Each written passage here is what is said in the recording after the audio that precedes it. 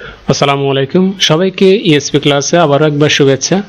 আজকে আমরা যে টপিকসটা নিয়ে আলোচনা করব এটাও একটা স্টেটমেন্ট প্যাটার্ন, অর্থাৎ কোন স্ট্রাকচার আমরা কথা বলবো এই স্ট্রাকচারটার নাম দিয়েছি স্টেটমেন্ট প্যাটার্ন। অর্থাৎ দৈনন্দিন জীবনের যে বর্ণনাগুলো আমরা একে অপরের সাথে আদান প্রদান করি, যে সমস্ত কথা, এগুলোকে এক ধরনের স্টেটমেন্ট কিংবা অ্যাসার্টিভ প্যাটার্নও বলে।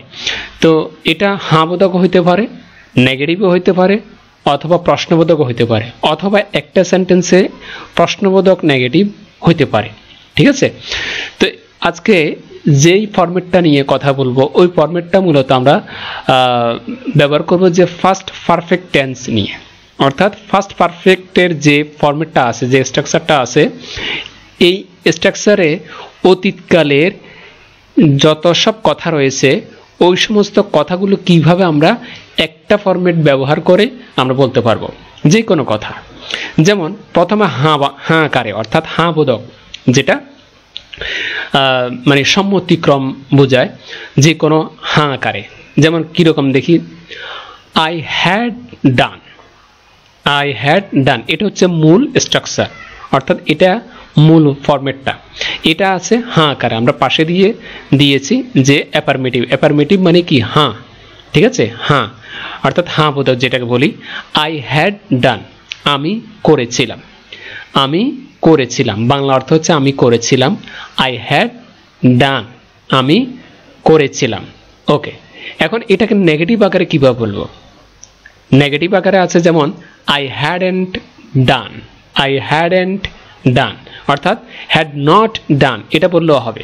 আমি নটটাকে সংক্ষেপ করে ফেললাম, আই হ্যাডন্ট ডান। এখন এখানে আরেকটা প্রশ্ন হচ্ছে যে আমি ভার্বটা কি পরিবর্তন করতে পারবো না? অবশ্যই পারবে। আমি ব্র্যাকেটের ভিতরে যে ডান শব্দটা ব্র্যাকেটে করে রাখছি, এই জন্য এখানে তুমি যে কোনো অ্যাকশন ভার্ব কিংবা যে কোনো ভার্ব বসিয়ে তুমি অতীতকালের যে কোনো কথা তুমি একে অপরের সাথে আদান প্রদান করতে পারবে। সেটা হাঁ আকারে হোক, না আকারে হোক, প্রশ্ন আকারে হোক, অথবা প্রশ্ন আকারে কিংবা না আকারে হোক, যেভাবে হোক না কেন তুমি আদান প্রদান করতে পারবে।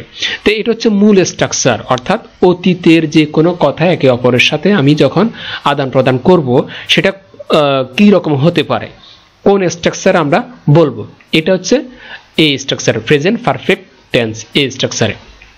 যেমন এটা হাঁ আকারে বললাম, না আকারে বললাম। এখন যদি প্রশ্ন আকারে বলি, শুধু প্রশ্ন আকারে, যে প্রশ্ন আকারে বলতে গেলে একটা বিষয় মাথায় রাখবে, কীভাবে প্রশ্ন আকারে স্ট্রাকচারটা তৈরি করবে, গঠন প্রণালীটা তৈরি করবে। যেমন এখানে আছে হাঁ আকারে যে আই হ্যাড ডান, এ প্রথমে সাবজেক্ট, তারপর অক্সিলারি ভার্ব, তারপরে প্রিন্সিপাল ভার্ব।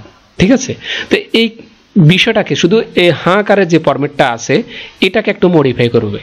কীরকম দেখো, এই হ্যাডটা অর্থাৎ অক্সিলারি ভার্ব যেটা আছে হ্যাড, এটাকে সামনে নিয়ে আসলাম, আর সাবজেক্ট যেটা আছে আই, এটাকে পরে নিয়ে গেলাম, আর মূল ভার্ব যেটা আছে প্রিন্সিপাল ভার্ব সেটা বরাবর হয়ে গেছে।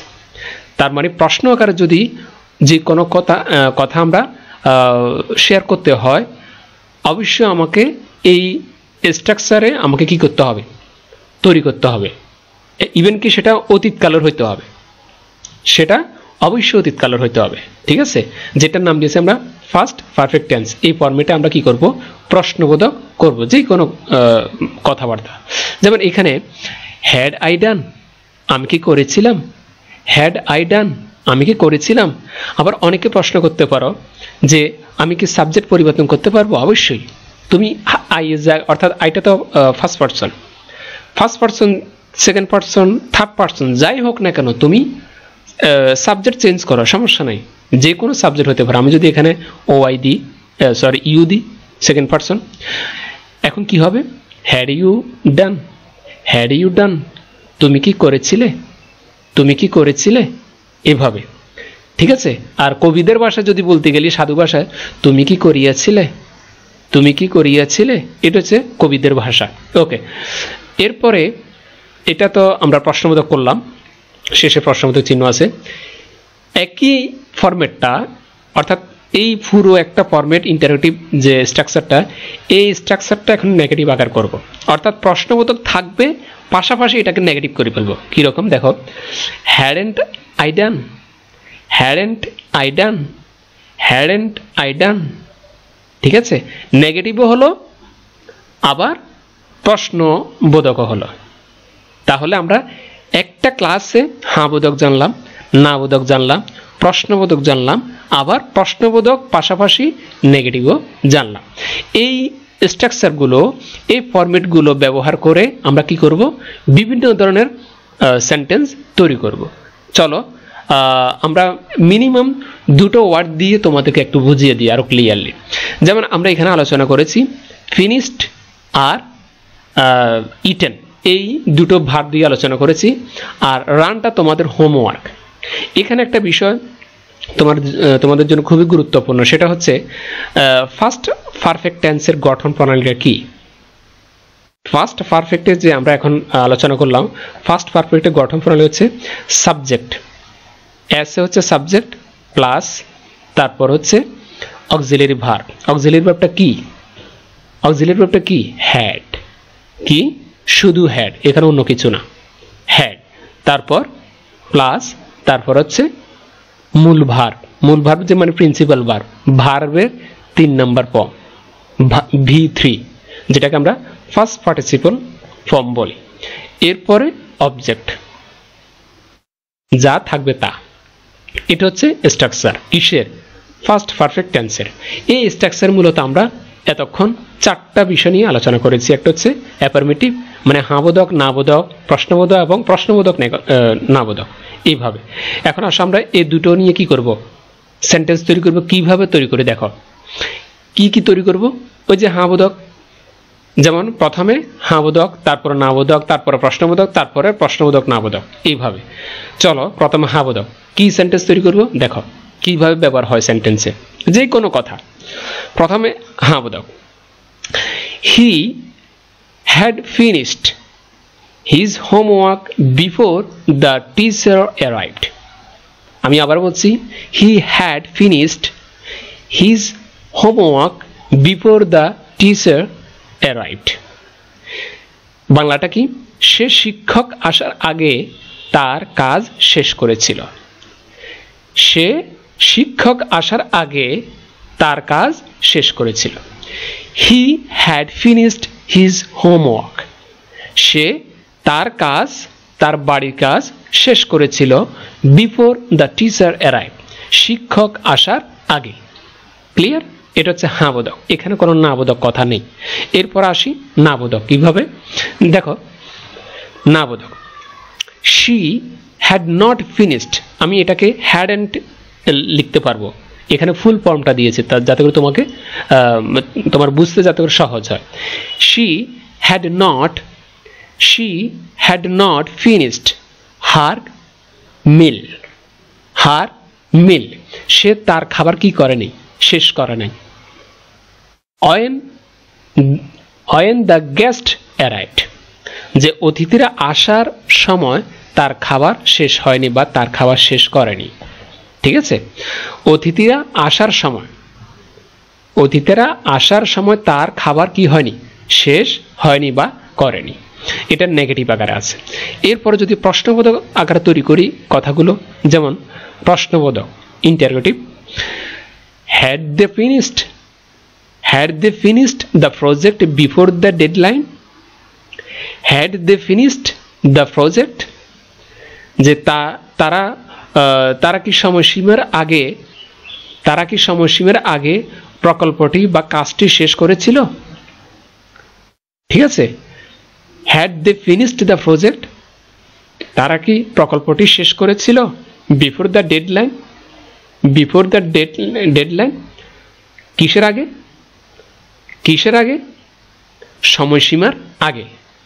বিফোর দ্য ডেডলাইন, সময়সীমার আগে, অর্থাৎ যেই তারিখটা দেওয়া হয়েছিল ওই তারিখটার আগেই তারা কি প্রজেক্টের কাজটা শেষ করেছিল। ঠিক আছে, এখানে একটা বিষয় লক্ষণীয় দেখো, সেটা হচ্ছে আমরা হাবোধক করেছি কি দিয়ে, থার্ড পারসন দিয়ে, আবার থার্ড পারসন হি দিয়ে, আবার নেগেটিভ করেছি শি দিয়ে মানে মেয়েদের ক্ষেত্রে যেটা ব্যবহার হয় শি, এটাও থার্ড পারসন। এরপরে আবার ইন্টারোগেটিভ যেটা করেছি সেটা হচ্ছে থার্ড পারসন প্লুরাল নাম্বার, দে দিয়ে করেছি সাবজেক্ট। ঠিক আছে, এইভাবে যে আমরা পরিবর্তন করিয়ে দেখাচ্ছি সেটা খেয়াল রাখবে। ওকে, তাহলে আমরা এটা প্রশ্নবোধক করলাম, শেষে কি আছে প্রশ্নবোধক চিহ্ন, গেল প্রশ্নবোধক সেন্টেন্স। এরপর আসো একটা সেন্টেন্সেই প্রশ্নবোধক আছে আবার নাবোধকও আছে। দেখো, hadn't you finished your work, hadn't you finished your work by the evening, hadn't you finished your work, তুমি কি তোমার কাজ শেষ করো নাই by the evening, মানে সন্ধ্যার মধ্যে, তুমি কি তোমার কাজ শেষ করো নাই, মানে অতীতের কথা জিজ্ঞেস করলো, তুমি কি তোমার কাজ শেষ করো নাই কিসের মধ্যে, সন্ধ্যার মধ্যে, বাই দ্য ইভিনিং, এভাবে। ঠিক আছে, তো এভাবে আমরা ইন্টারগেটিভ নেগেটিভ তৈরি করতে পারবো। যদি এটা আমরা তৈরি করেছি কি দিয়ে, কিওয়ার্ড দিয়ে, ফিনিশড অ্যাকশন ভার্বটা দিয়ে।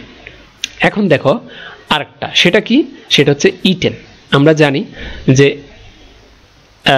এটা তিনটা ফর্ম লিখে দিই, যে ইট, অ্যাট, ইটেন। ঠিক আছে, ইট, অ্যাট, ইটেন। এই ইটেনটা হচ্ছে ভার্ব 3, মানে 3 নম্বর ফর্ম, ফার্স্ট পার্টিসিপল ফর্ম।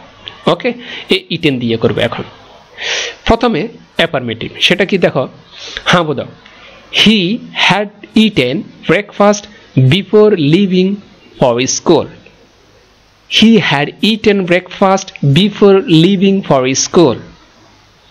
তাহলে বাংলাটা কি হবে, সে স্কুলে যাওয়ার আগে নাস্তা খেয়ে নিয়েছিল, সে স্কুলে যাওয়ার আগে নাস্তা খেয়ে নিয়েছিল। হি হ্যাড ইটেন ব্রেকফাস্ট, সে নাস্তা খেয়ে নিয়েছিল বা সে নাস্তা খেয়েছিল, বিফোর লিভিং ফর স্কুল। ঠিক আছে, সে স্কুলে যাওয়ার আগে। ঠিক আছে, এখন আসো এটার ভিতরে কোনো কি নেই, হ্যাঁ বোধকের নাবোধক নেই। এখন আসো আলাদাভাবে নাবোধক করি, সেটা কি, যেমন শি দিয়ে আবার করি, she had not eaten anything all day, সে সারাদিন কিছুই খায়নি, সে সারাদিন কিছুই খায়নি। ঠিক আছে, সে যখন স্কুলে ছিল তখন সে সারাদিন কিছুই খায়নি, এটা নেগেটিভ আকারে আছে। এরপরে শুধুমাত্র প্রশ্নবোধক করব। ঠিক আছে, প্রশ্নবোধকটা কিভাবে, যে অক্সিলারি ভার্বটা সামনে চলে আসবে, সাবজেক্টটা পরে চলে যাবে, আর বাকি যা আছে তা বরাবর বসে যাবে। যেমন had they eaten lunch before the meeting started, had they eaten lunch before the meeting started, যে তারা কি মিটিং শুরু হওয়ার আগে দুপুরের খাবার খেয়েছিল। হ্যাড দে ইটেন লাঞ্চ, তারা কি লাঞ্চ করেছিল, দুপুরের খাবার খেয়েছিল। বিফোর দ্য মিটিং স্টার্টেড, যে মিটিং শুরু হওয়ার আগে, এভাবে। ঠিক আছে, এটা শুধুমাত্র কি হবে, প্রশ্নবোধক সেন্টেন্স। এরপরে একটা সেন্টেন্সেই প্রশ্নবোধকও হবে আবার নেগেটিভও হবে, যেটাকে বলে interrogative negative sentence. Okay, hadn't you eaten dinner before going to bed, hadn't you eaten dinner before going to bed, এভাবে। ঠিক আছে, hadn't you eaten dinner, hadn't you eaten dinner before going to bed, যে তুমি কি ঘুমানোর যাওয়ার আগে, অর্থাৎ ঘুমাতে যাওয়ার আগে রাতের খাবার খাওনি বা রাতের খাবার খেয়েছিলে, এইভাবে তুমি বাংলা বলতে পারবে।